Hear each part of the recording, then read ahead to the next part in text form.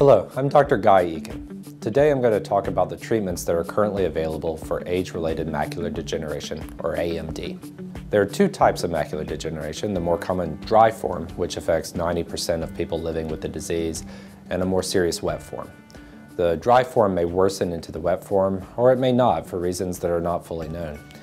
In some cases, the wet form may arise without a person ever having had the dry form.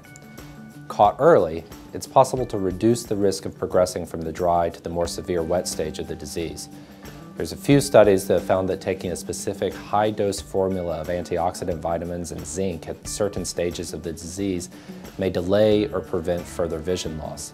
That formula, called AREDS, or A-R-E-D-S, is recommended for those with intermediate AMD in one or both eyes. And it's also recommended for those with advanced AMD in only one eye, whether that be wet or dry form of the disease. Unfortunately, this treatment hasn't shown any effect on earlier stage AMD. In the earlier phase, the best thing for patients to do is visit the doctor regularly to monitor the disease and maintain a healthy lifestyle. There are some clinical trials underway to test new treatments for dry AMD. You may wish to talk to your eye care provider about whether these experimental treatments would be appropriate for your condition. All the remaining treatments that I'm going to discuss are for AMD's wet form only. While wet AMD cannot be cured, there are ways of slowing the disease.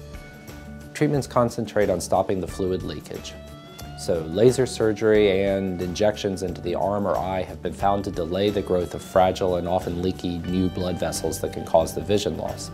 The main treatments for wet AMD introduce one of 4 medicines into the eye through an ongoing series of injections several weeks apart.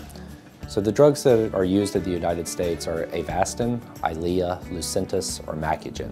These drugs block the protein that promotes growth of those leaky blood vessels. The procedure is simple. A doctor numbs the outside of the eye to limit discomfort before injecting the drug into the eye.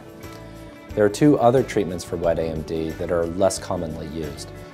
Photodynamic therapy is used for a rarer form of AMD. It involves an injection, this time into the arm, of a drug that is absorbed by the leaking blood vessels in the eye.